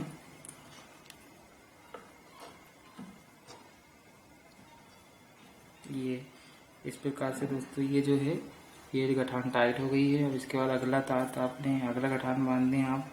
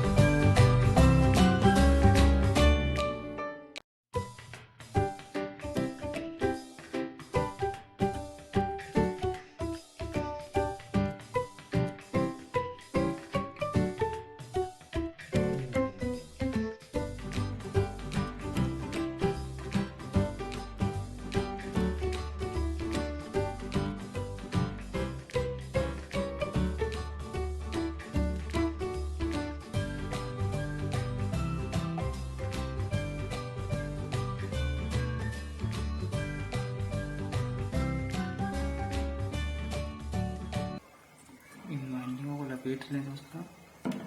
उसके बाद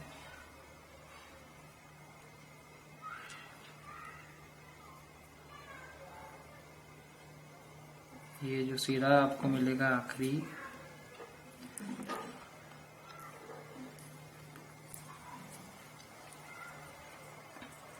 इस आखिरी सिरे को दोस्तों अच्छी तरह से इसे टाइट करके बांध दें। इसे अच्छी तरह से दोस्तों बांध दें।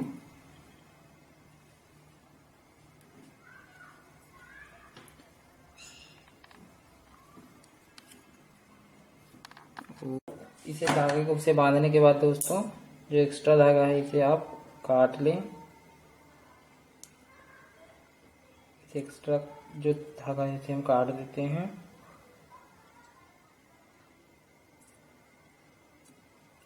और इसे काटने के बाद दोस्तों आप धागा बांधना जो है इस वाइंडिंग का पूरा तरह से आप सीख चुके हो। तो इसी प्रकार से दोस्तों आप जो बाहर है की वाइंडिंग है, ये जो बाहर वाइंडिंग है स्टार्टिंग वाइंडिंग, इस पर भी आप जो है इसी प्रकार से धागा बांध लें। और इसके बाद दोस्तों पीछे की तरफ भी जो है धागा बांध लें आप, क्योंकि धागा बांधने का मेन उद्देश्य यह होता है दोस्तों कि जब इसे वार्निश पिलाया जाए तो जिस आकृति में आपने धागा बांधा है ये वाइंडिंग भी सेम उसी आकृति में छल्ले के आकार में वार्निश के कारण जो है जम जाती है और फिर अपनी स्थिति से हिलती नहीं है। तो इसीलिए इन्हें एक ठोस रूप देने के लिए, आपस में जो स्ट्रेंथ देने के लिए इसे धागे से बांधते हैं और इस पर वार्निश करते हैं। तो दोस्तों अब हम आपको जो है पूरा धागा बांध करके, पूरा धागा बांधने के बाद आपको वार्निशिंग जो है बताएंगे। दोस्तों इसमें आप देख रहे हैं कि धागा जो है वह हम लोगों ने बांध चुके हैं। अब धागा बांधने के बाद दोस्तों हम इसे पहले जो टर्मिनल्स हैं उन टर्मिनल्स को यहाँ सोल्डरिंग कर देते हैं, कनेक्शंस कर देते हैं, ताकि जो है वार्निशिंग करते समय जो है, क्योंकि वार्निशिंग ज्वलनशील होता है तो इसीलिए हम जो है पहले जो है कनेक्शन कर देते हैं और उसके बाद जो है इसे सोल्डरिंग आयरन के द्वारा इसे हम लोग कनेक्शन, मतलब पहले इसे हम सोल्डरिंग कर देते हैं उसके बाद जो है वार्निशिंग करेंगे। तो आइए सबसे पहले हम कनेक्शन कर लेते हैं। और कनेक्शन करने के लिए दोस्तों आप लोग जैसे ये लास्ट के जो तार थे इन लास्ट के टर्मिनलों को आपस में लपेट दें। इन्हें हम लोग आपस में लपेट लेंगे। छीलने के बाद इन्हें हमने छील लिया है पहले ही रेजर की सहायता से, ताकि जो इनेमल होता है वो इनेमल जो है इसका निकल जाए। हम लोग पहले ही इसे छील चुके हैं, लेकिन फिर भी डेमो के लिए आपको दिखाने के लिए मैं एक बार फिर छील रहा हूँ। हम लोग इसे छील चुके हैं इनेमल को। तो इसे अच्छी तरह से आप छीलने के बाद इन तारों के फिर से एक बार जॉइंट बना लें और जॉइंट को हम लोग जो है वो सोल्डरिंग कर देंगे। इसे आप लोग अच्छी तरह से लपेट दें जॉइंट को।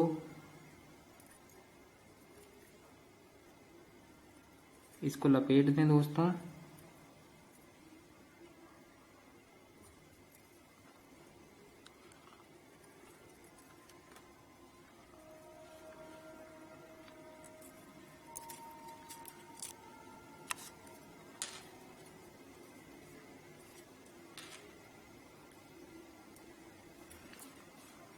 जैसा कि मैंने बताया आपको कि इसमें किसी भी काम को करने के लिए आप ज़्यादा जल्दी ना करें, क्योंकि ये कार्य जो होता है थोड़ा सावधानी से करना होता है। वो थोड़ा संयम वाला काम है, ये थोड़ा टाइम इसमें लगता है।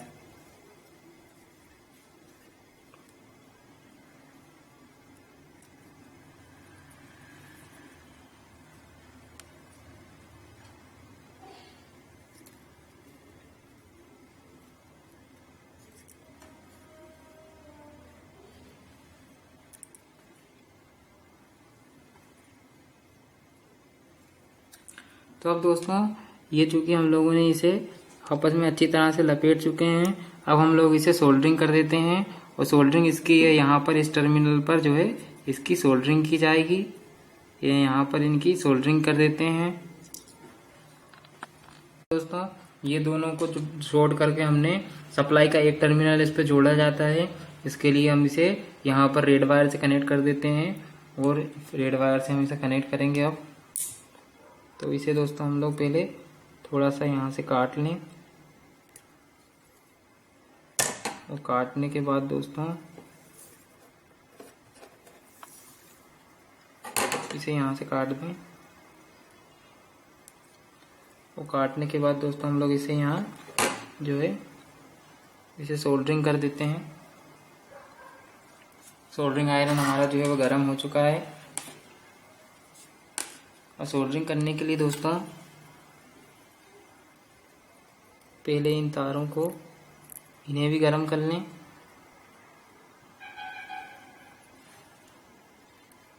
इन तारों को हम लोग गर्म कर लेंगे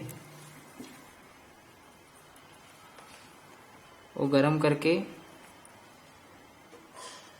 इन तारों को हम लोग गर्म कर लें।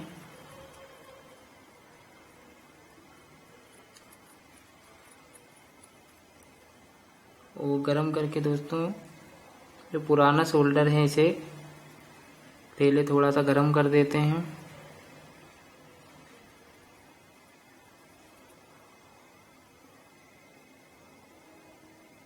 जो पुराना रांगा लगा हुआ है इसे थोड़ा गर्म कर लिया जाता है। ये अब गर्म हो चुका है दोस्तों, जैसा कि आप देख रहे हो पुराना सोल्डर। तो इसी के अंदर हम जो है ये नया तार जो है इसी के अंदर अब ये गर्म हो चुका है। तो अब गर्म होने के बाद दोस्तों हम लोग इसी पर नई सोल्डरिंग कर देंगे।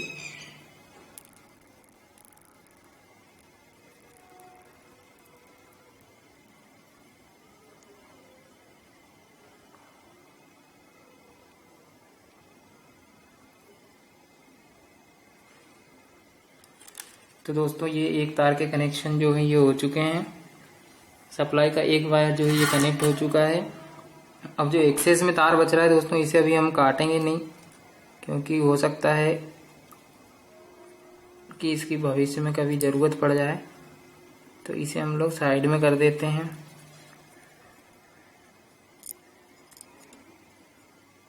ये इसे हमने साइड में कर दिया।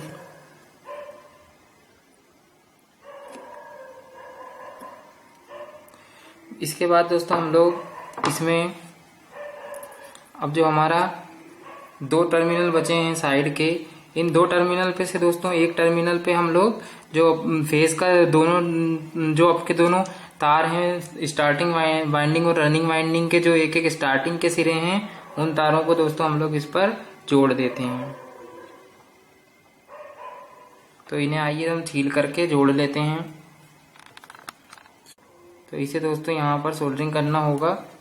इसे हम लोग सोल्डरिंग कर लेते हैं। और सोल्डरिंग करने के लिए जैसा मैंने बताया आपको फिर से इसे एक बार छीलना पड़ेगा आपको,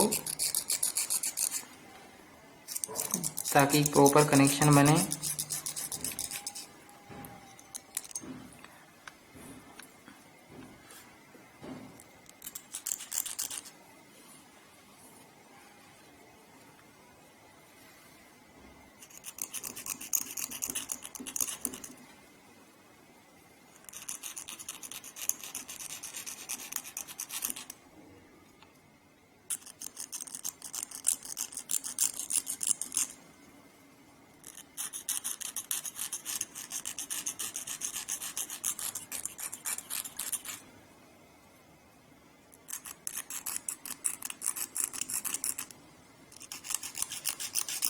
इसे अच्छी तरह से दोस्तों हम लोग सभी दिशाओं में सभी तरफ से इसे हम जो है इसका वार्निश जो है वो निकाल देते हैं। और इसके बाद अब हम इसकी भी सोल्डरिंग करेंगे। और इसके सोल्डरिंग करने से पहले दोस्तों जैसा कि आप देख रहे होंगे कि ये ब्लैक टर्मिनल जो है ये थोड़ा ज़्यादा दिक्कत दे रहा है, तो इसे हम लोग थोड़ा साइड में कर लेते हैं पहले।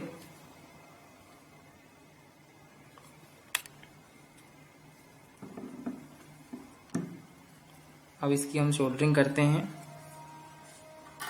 और सोल्डरिंग करने के लिए फिर वही सेम प्रोसीजर है। पहले आप दोनों टर्मिनल्स को तार को सभी को गर्म कर लें। इसे हम गर्म कर लेते हैं इसी पर रख के, दोनों चीज़ एक साथ गर्म हो जाएं।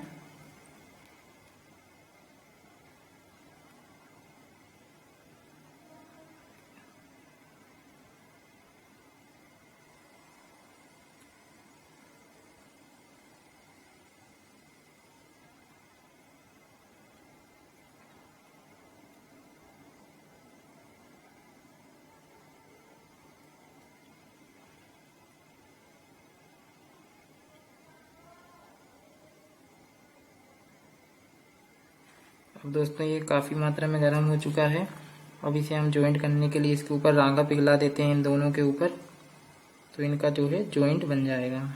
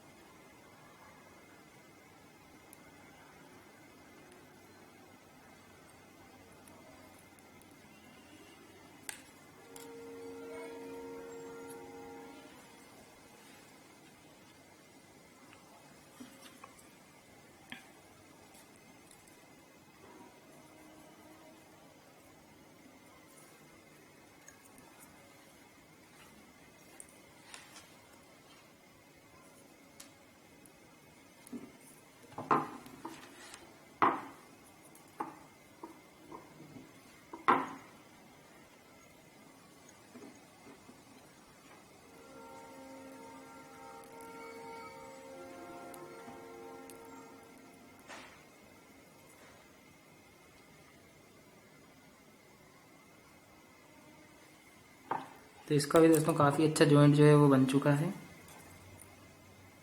इसके बाद हम लोग अब अपने अगले टर्मिनल की ओर आते हैं, ब्लैक 1 टर्मिनल की ओर आ जाते हैं, यानी कि ब्लैक वाले टर्मिनल की ओर आ जाते हैं। सोल्डरिंग आयरन को वापस अपने स्थान पर रख दें।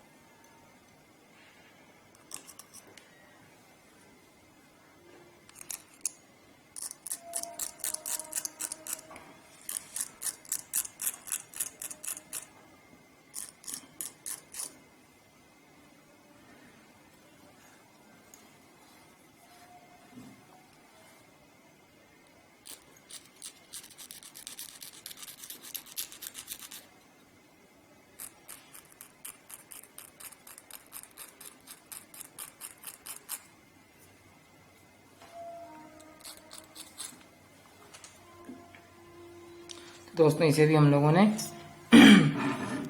इस टर्मिनल को भी हम लोगों ने, जैसा कि आप देख रहे हैं, इसे हमने जो है छील लिया है। अब इसके बाद हम इस पर भी सोल्डरिंग करेंगे, और सोल्डरिंग करने के लिए दोस्तों इसे भी जो पहले दोनों टर्मिनल को गर्म किया जाएगा।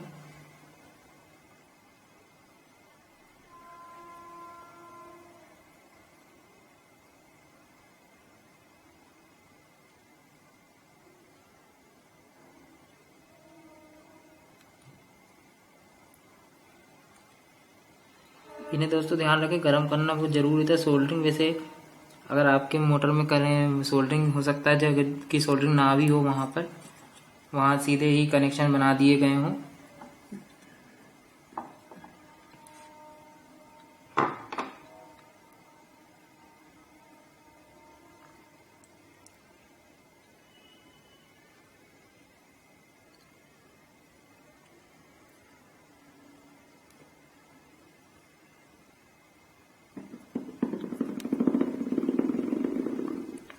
तो दोस्तों ये कनेक्शन जो है हमारे पूरे हो चुके हैं। अब बाहरी वाइंडिंग के कनेक्शन जो है वो पूरा करना है। अभी अंदरूनी कनेक्शंस जो है वो कंप्लीट हो चुके हैं दोस्तों। अब जो बाहरी कनेक्शन रहेंगे, हम केवल बाहरी कनेक्शंस को जो है करके देखेंगे। तो दोस्तों अभी तक हमने जो है पहले जो है धागा बांधा, धागा बांधने के बाद हमने कनेक्शन किए, और अब इन कनेक्शनों का हम जो कंटिन्यूटी टेस्ट करेंगे कि कहीं मोटर जो है वह लीकेज तो नहीं है, या उसमें कहीं जो तार है वो बॉडी से टच तो नहीं हो रहा है, और जो वाइंडिंग के कनेक्शन है उनमें सभी में कंटिन्यूटी मिल रही है कि नहीं। तो सबसे पहले हम दोनों वाइंडिंग के बीच में देखेंगे। तो देखिए आप जो है काफ़ी ज़्यादा रेजिस्टेंस रहता है, दोनों वाइंडिंग के जो प्रारंभिक स्क्रीन में बहुत रेजिस्टेंस है। तो आप देखेंगे कि लैंप बहुत धीरे धीरे उठता है। ठीक है, इसके बाद हम लोग इस टर्मिनल पे कंटिन्यूटी देखते हैं। तो यहाँ पर भी कंटिन्यूटी मिल रही है, और यदि आप रेड और ब्लैक के बीच में देखें तो यहाँ भी कंटिन्यूटी जो है वह मिल रही है। तो इसका मतलब है बाइंडिंग हमारी बिल्कुल सही है। अब हम देखेंगे कि कहीं कोई टर्मिनल बॉडी से तो टच नहीं हो रहा है। तो इसके लिए आप बॉडी का वह भाग यहाँ पर की जो है पेंट नहीं होता है, उन भागों पर आप टच करके देखें। तो ये जो वो मोटर है इसमें लैंप जलना नहीं चाहिए। तो इसका मतलब है कि हमारी जो बाइंडिंग है वह बहुत सही कंडीशन में है। अब हम इसे वार्निश कर सकते हैं। तो दोस्तों जैसा कि आप देख रहे होंगे कि हम तीनों लैंप में किसी भी वायर में टच करते हैं तो लैंप हमारा ऑन हो जाता है। अब आप सोच रहे होंगे कि स्टार्टिंग में 4 टर्मिनल थे और दो वाइंडिंग के टर्मिनल थे, अब 3 बचा है। तो दोस्तों इसका मैं बता दूं कि ये जो फैन होता है इसमें आखिरी के जो टर्मिनल होते हैं उनको कॉमन कर दिया जाता है। वो 2 टर्मिनलों को जोड़ेंगे तो 1 टर्मिनल हो जाएगा, और 3 टर्मिनल इस प्रकार शेष बचते हैं। और दोस्तों मैं बार बार कह रहा हूँ कि अगर आपने हमारा प्रीवियस वीडियो नहीं देखा है सीलिंग फैन के कनेक्शन, तो जो है आप उसे ज़रूर देखें, तो आपको समझ में आ जाएगा कि जो है कनेक्शन किस प्रकार से होते हैं। तो इसके लिए दोस्तों आप जो है हमारा वह वीडियो ज़रूर देखें। तो प्रीवियस वीडियो दोस्तों आप हमारा ज़रूर देखें, उसकी लिंक हमने जो है डिस्क्रिप्शन में लिंक दे रखी है, इस पर क्लिक करके आप हमारा कनेक्शन का वीडियो देख सकते हैं। तो आइए अब हम इसकी वार्निशिंग करते हैं। तो दोस्तों वार्निशिंग करने के लिए आप इसमें जो ये वार्निश होता है, ये वार्निश जो है आपको वार्निश की डिब्बी मिल जाएगी। ये 30-35 रुपये करीबन इसकी जो है कॉस्ट होती है, ज़्यादा महंगी होती नहीं है ये। तो इसे आप जो है वार्निश करने के लिए इसे जो है हमें इसके ऊपर केवल डालना रहता है।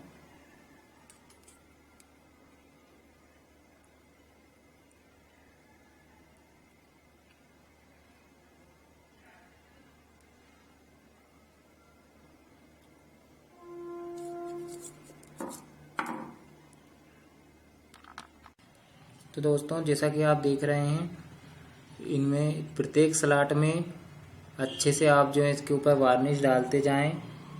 और जो दोस्तों अगर आप वार्निशिंग के ऊपर हमारा वीडियो देखना चाहते हैं, वार्निशिंग को सही तरह से समझना चाहते हैं, वार्निशिंग क्यों आवश्यक है, तो आप हमारा वार्निशिंग ऑफ कूलर मोटर के नाम से एक वीडियो है, वो भी आपको डिस्क्रिप्शन में लिंक मिल जाएगी, तो उन वीडियो को भी आप देखें। तो दोस्तों जो है आपको ये सारी प्रक्रियाएं जो है हमने अलग अलग समझाई हैं वाइंडिंग की वहाँ पर, तो इन्हें भी आप देखें एक बार। वार्निशिंग समझाया है हमने, और सीलिंग फैन का ये वाइंडिंग का वीडियो हमने अभी सीलिंग फैन में इसमें जितना हो सका हमने टॉपिक कवर किया। लेकिन आप जो है ये अलग अलग टॉपिक होते हैं दोस्तों, वार्निशिंग जो है वो एक अलग प्रक्रिया है, तो इसे आप अलग से वीडियो बना हुआ है हमारा, उसे देखें। तो ऐसे बहुत सारे वीडियोस दोस्तों हमारी लिंक पर अवेलेबल हैं, इसे तो आप देख ही रहे। अभी यह वीडियो और बाकी है, इसमें अभी हम आपको मोटर को चला करके भी बताएंगे।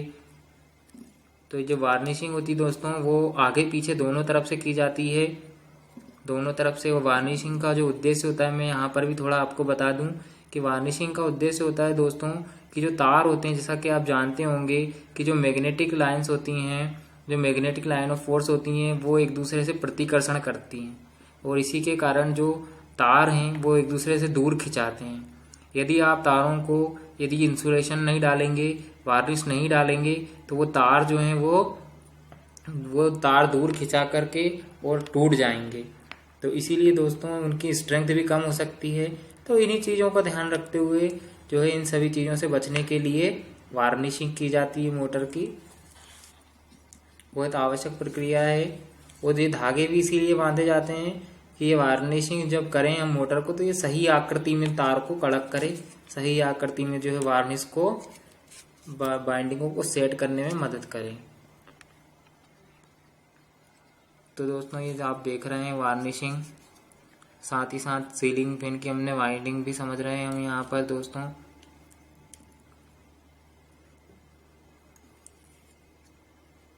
इसे हम पीछे से भी वार्निश, पीछे तरफ से भी हम इसमें जो है वो वार्निश डाल देंगे।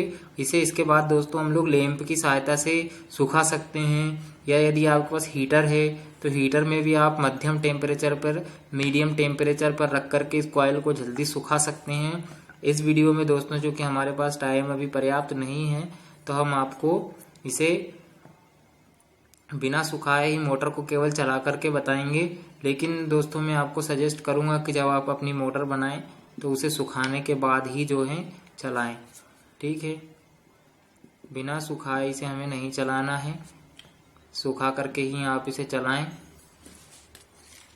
दोनों तरफ से दोस्तों, जैसा मैंने कहा, आगे पीछे दोनों तरफ से हमें इसे वार्निश करना होता है। वो नीचे कोई पेपर वगैरह आप लोग रख लें ताकि जो वार्निश है वो नीचे ना वगैरे।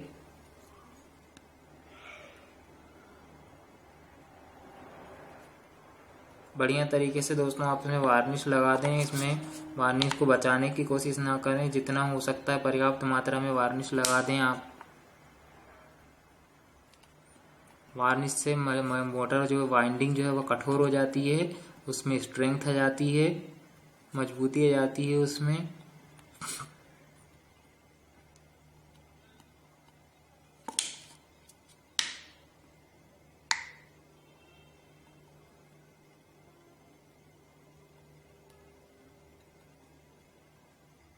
तो दोस्तों इसे अब हम लोग लैंप में सुखाएंगे, तो करीबन आधा घंटा इसे लैंप में सुखाने के लिए लगता है। तो दोस्तों हम लोग आपको इसे जो है एक बार ऑपरेट करके सीलिंग फैन को बताते हैं। तो इसके लिए हम लोग इसे जो है पहले इंस्टॉल करना पड़ेगा।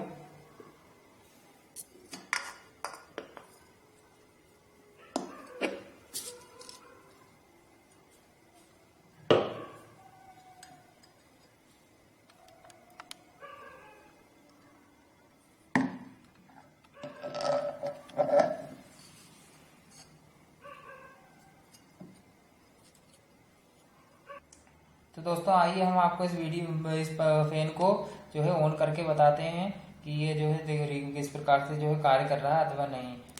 तो इसे दोस्तों सीरीज टेस्टिंग लैंप में पहले हम सीरीज में चेक करेंगे। तो ये देखिए दोस्तों, ये जो फैन है ये पूरी तरह से दोस्तों कार्य कर रहा है। दोस्तों यदि आपको वीडियो पसंद आया हो तो इसे लाइक करें और हमें सब्सक्राइब करना ना भूलें। Thanks for watching and don't forget to subscribe us.